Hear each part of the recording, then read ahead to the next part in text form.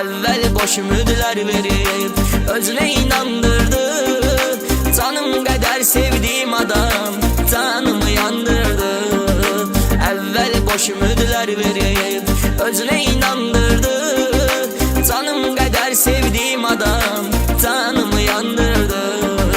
Gururumla taptalandı içimde ölen eşkim. Hiç kese ateşi yanmaz seninle sönen eşkim. Kesilse dalgalarımız içimde bir ümit yaşıyor. Ben unutmağa yüreği gelmez, o benim kalbimde taşıyor.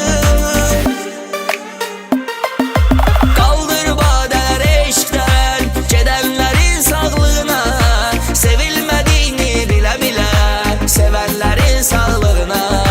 Kaldır badeler eşkten gidenlerin sağlığına, sevilmediğini bile bile sevenlerin sağlığına.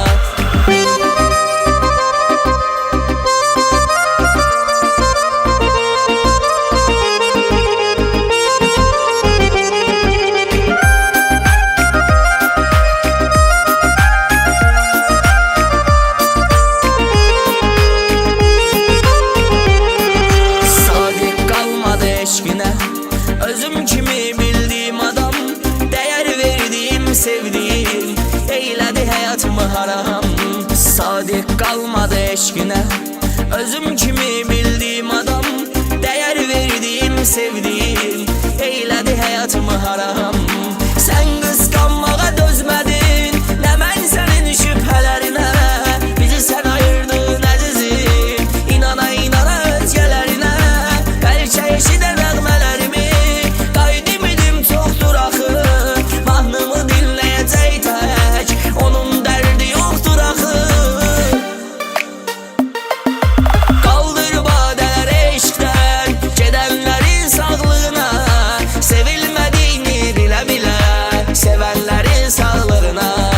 Kaldır badeler eşkten gidenlerin sağlığına, sevilmediğini bile bile sevenlerin sağlığına.